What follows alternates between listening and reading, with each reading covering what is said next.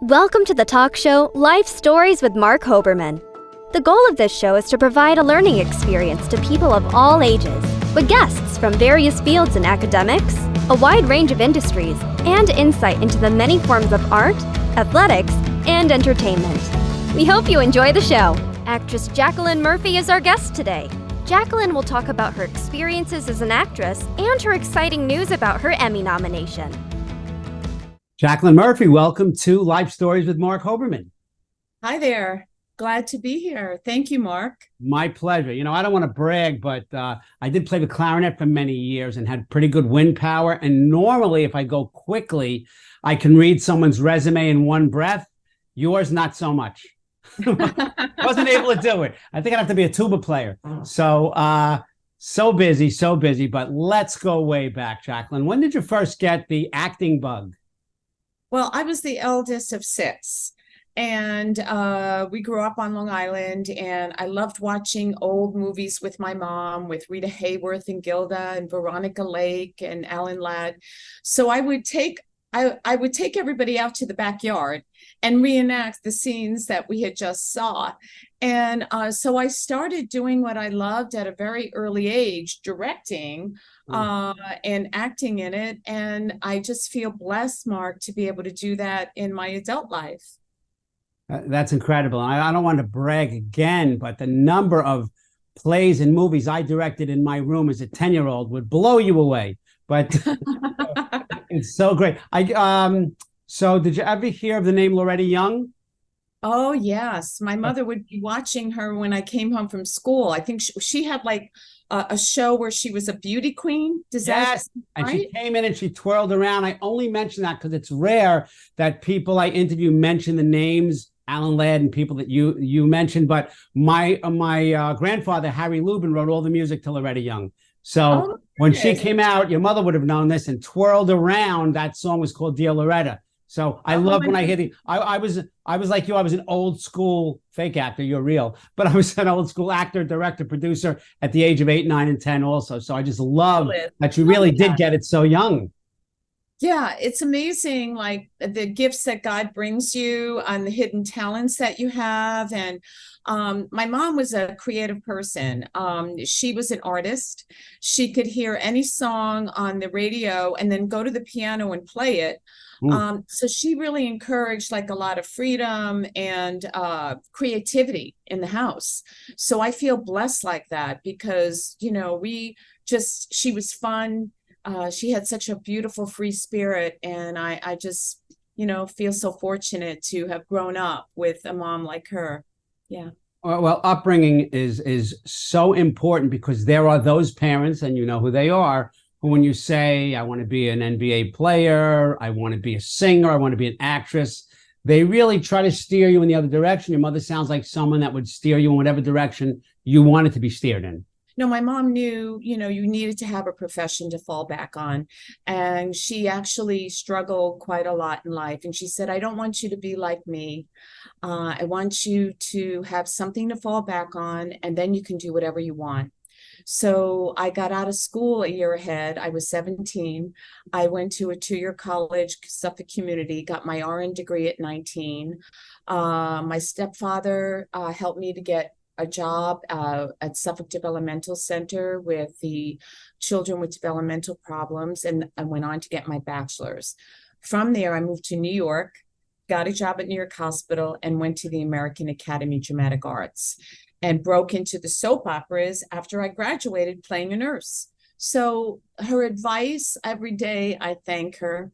And her favorite saying was, always have an ace up your sleeve. So she helped me to have that. That's great because as a teacher in my former life for over 32 years, people would say to me, and good athletes, I want to be a pro this, pro that. And I said, okay, and what if you don't make it? Or what if you make it and you get injured? You need something to fall back on. So most people, it's like, go get a business degree, go get this, go get that. RN, very demanding. And you kind of answered the question I think I'm going to ask anyway. Not just in the role in the soap opera, but did you bring some of your empathy, some of your training, some of your experiences as a nurse into your acting craft and your directing craft? That's such a great question, Mark. Absolutely. I mean, I remember I was studying with Stella Adler, the Stella Adler at Yeah. City Center back in the 80s. And I was just sitting in Mrs. Brooks' coffee shop and started talking with someone who that was their number one question is, do you think you need to have empathy as an actor? And can you bring that from your nursing? And I said, absolutely. You have to feel like, how am I going to get into this character? Can I understand, what their point of view is and where the heart is emotionally, mentally? And I mean, I was the eldest, as I said, of six. So I was very connected with my mom and I had to empathize with her daily struggles and everything that was going on. So empathy, yeah, it's a gift. Not everybody can do that and has that ability.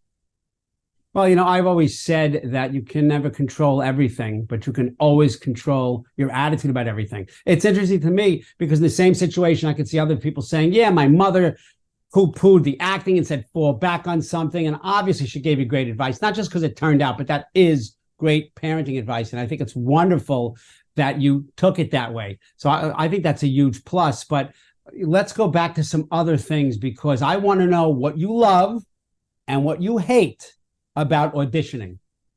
Okay. Well, right now I really love self-taping. But I do miss meeting the casting directors and the people there. But with self-taping, you can do as many takes as you want. Although my husband usually self-tapes me and he's, get it done. I need to move on to do something else. So really, like yesterday, we did an audition. I did it twice for one scene and twice for the other, and then off it went. But it's working out, it's getting more confident and trusting yourself and doing the crazy things that make the character more interesting to someone who is watching it. What I hate is the reason I started doing short form drama comedy shows, which are also known as web series, because it gives the industry a chance to see your talent. It's a way to break through. What I hate is the difficulty if you're someone who is not a name to break through. But the Television Academy created this short form outstanding comedy drama variety category. And I'm so grateful to them because it has allowed a lot of actors and creators, directors, filmmakers to independently put themselves up on a platform and show their work. And if the work is good enough, you get vetted. Now, Pepito's America, my current show that I'm acting producing, is on the ballot for a nomination. And the nominations will be announced on July 12th. And Variety said, I am number 3 to get a nomination, which is huge. They have these predictions based on a poll. So Carlos Marino, the creator, he's number 5 and the show's 7. But you have to see what you're up against. You're up against Netflix, Comedy Central, big companies who have marketing budgets that are huge and they throw plenty of money at the campaigning, and we're like the little engine that could. So I just keep hoping, believing, working hard, and getting us out there. Oh yeah, and it's very easy. But these platforms and social media has really helped so much because unless you knew somebody or had a lot of money, as you said, it's difficult to be seen. But I'm going to mention something quickly, and then it's going to be your turn. So I'm just going to do a little word association, and it's your turn. Pepito's America. Your turn. Okay. Well, it's I know I call it Pepito's America, but I'm continually reminded it's Pepito's America Mamadas. And Pepito is a beloved Latin character from Mexico who is, he has jokes that are double entendres. So if I say a Huevo production, Huevo can mean several things. But Pepito is a hustler who comes to LA and meets my character, Councilwoman Miriam Price, pitches to do a commercial for me. And my big time financial donors, Tommy and Shelby Chong, who came on to the show as friends of mine and did a wonderful job and helped to really get us a bit of a buzz. They're thrilled with his commercial and it goes viral and he becomes an overnight sensation, which is the American dream. So that's what Pepito means to me and America. America is anything can happen here, and thank God for that. Well, I hear so much that I really want the viewers to know, and any teen viewers to know, or parents of teens. You have to hone your craft, and it seems that you had phenomenal acting from the beginning. But what do you do now to continuously hone your craft? Well, as I mentioned yesterday, it's like going to the gym. I had two, auditions to get out. You have to just keep working, keep doing it. Um, Grateful to Pepito's America Mamadas and Carlos Marino Jr. because he gave me an opportunity. I started out as an actress on the show, and I saw he was an incredible filmmaker. And I spoke to some friends of mine, who are name actors, and told them and asked them to come on, so that I got a producing credit for. Mm. And as Carlos, saw that I had other talents to write and direct, he let me expand into that. So I would say know everything. Even Carlos says that. He studied with a famous acting teacher in LA, Milton Casellas.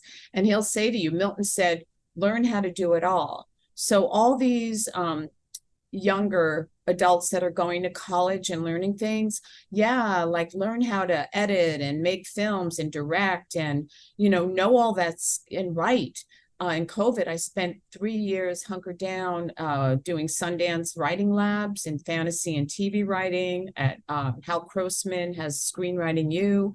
I took a feature film class for a year and wrote my first feature, and also learned how to write TV, big for the TV to hook people. Right. So learn it all. My advice is winners make their own breaks. So figure out how you can do it and go dream it up, do it, and try. You have an iPhone, you can do so much just with that. Oh yeah, you can make a movie with an iPhone now. I'm really intrigued by Do Everything, because oftentimes I will see someone who's on a show for a certain amount of time, a year, two or more, and the show's getting successful. Then all of a sudden you see their executive producer, but then all of a sudden you see they direct it. And my friends have said, oh, look at them, they're getting extra money for directing. A lot of times they don't realize they started with the dream of being a director. They started with the dream of being a writer. So this is hard work. This isn't something they said, hey, I'm already a star of the show, so I have to produce the next one, or I have to direct the next episode. I love that advice of doing everything. And I love that you are so connected with that. And I often talk about the story behind the glory, Jacqueline. So what were some of your biggest obstacles on your way to achieving success? Well, I wasn't a name. I didn't have someone in my family that could help me. I had to figure it all out on my own. It actually made me stronger. The beauty of this business is if people see that you have the talent. For example, I was working on All My Children as Nurse Thomas. I had scenes with the famous Susan Lucci and, all the great soap operas, which they were the thing back in the late 80s and 90s when I started out. So glamorous to be on a soap opera. Everybody, you'd come home from school and everybody's parents would be watching it. I got called up to casting. And I thought, oh my God, what did I do? I'm in trouble. But in fact, they said to me, you are so helpful on the stage with the directors. Would you make a resume up to be a medical consultant? So I got a paycheck for acting and for medically consulting. And, I would put the blood pressure cuff on this way, make sure the EKG machine, looked right. And that was a big help to get me out of the hospital and doing what I loved more full time. So that's, just. And also with Carlos, I mean, he saw my ability to bring talent in and gave me a producing credit. I got great locations that didn't cost a thing. I got him a Bentley because he goes from Barrio to Bentley. He's driving my friend's Bentley. But when I got Ken Davidian from Borat to come on, I knew Ken very well, and he's Armenian. And Pepito is about embracing all different races, all different ethnicities, age groups.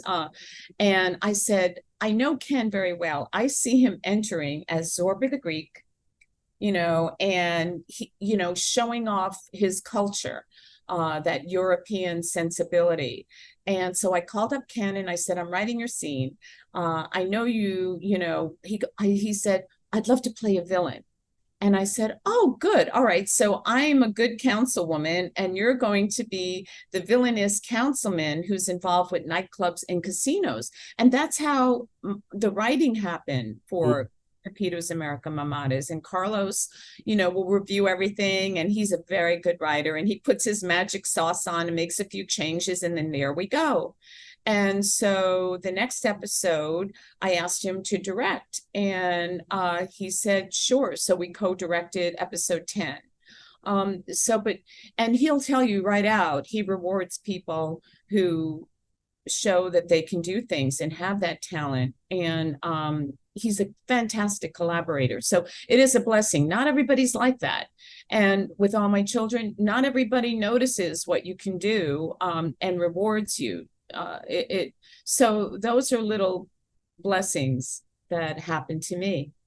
Oh, for sure. And the fact that you were a nurse and they recognized your know-how in the medical field made the show better, made those scenes better, I'm sure. So I think that was a win for everybody. Yeah. You talk about so many different things. I know in 2017 you did The Admired. I think you started it, you created it, you produced it, you directed it. Yeah, here's wrote it. Film slate, from directing and everything on it. I keep it around. That turned out to be a blessing. And this one is a Best Lead Actress award here that I won. We won like 50 awards on the film circuit. And then at the Burbank Film Festival, this was, we won this little award here.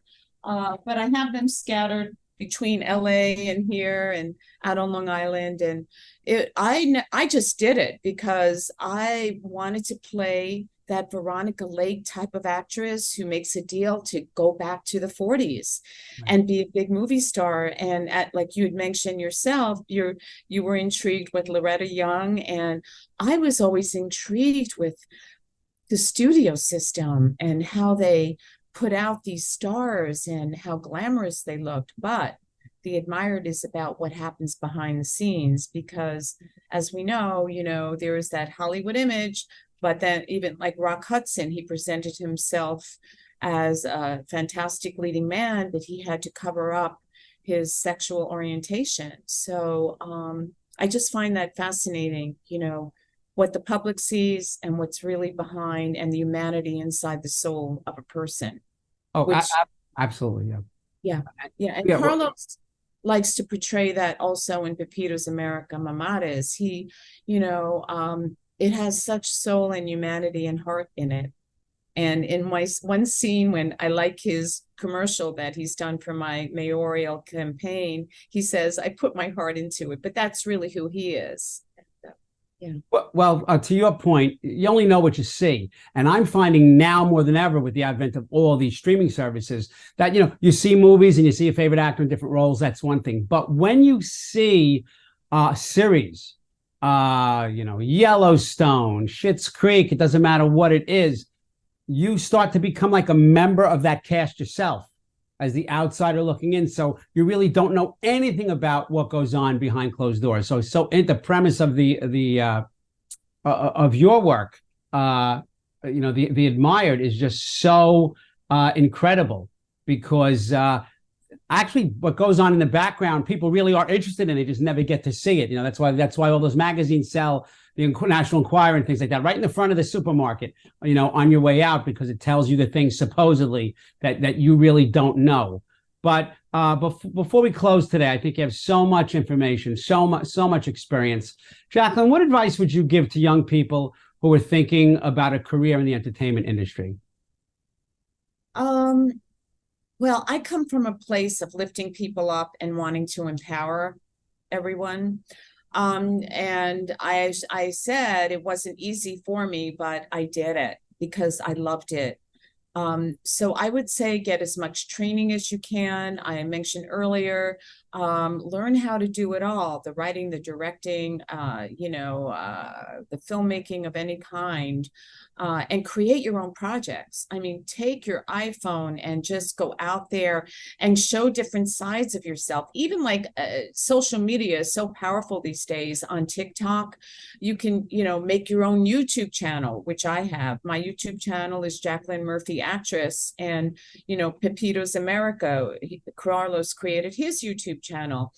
Get a following, believe that you can do it, and get your training, but and try to stay focused, like write your goals down. If you really want to be an actress, then do your social media, meet the casting people, do some workshops, take it, but I think that the social media and making your own content is very strong right now. And that's where I would encourage them to go and just put it out there. Great advice. And I love that stay focused piece. I think that's so important. So Jacqueline Murphy, I can't thank you enough for being with us today. I really want to thank you for sharing your stories and your experiences with both the good, the bad, and the difficult of being in this business. I wish you loads of luck on your Emmy nomination. Thank you. Yes, and to the viewers, I'm sorry. Lovely to spend time with you. Yeah, it's truly an honor. I just want to say to the viewers, don't forget to watch us on E360 TV, available on Wednesday nights at 9 p.m. EST, available on Roku, Apple TV, Amazon Fire. Remember to follow us on social media. Life Stories with Marc Hoberman is on Facebook, Twitter, Instagram, TikTok, and of course our YouTube channel, so subscribe. Jacqueline, thank you so much for being here today. Thank you. And if I just might say, check out Pepito's America on YouTube, and we're on social media. I'm Jacqueline Murphy 13 on Instagram. JacquelineMurphy.net is my website. Jacqueline Actor on Twitter. And thank you for watching Pepito's America. That's great. Thank you so much. Thank you for watching Life Stories with Marc Hoberman. To contact Marc, email him at info@lifestorieswithmarchoberman.com or visit him on social media through Facebook, Twitter, Instagram, TikTok, and LinkedIn. Thank you for watching Life Stories with Marc Hoberman.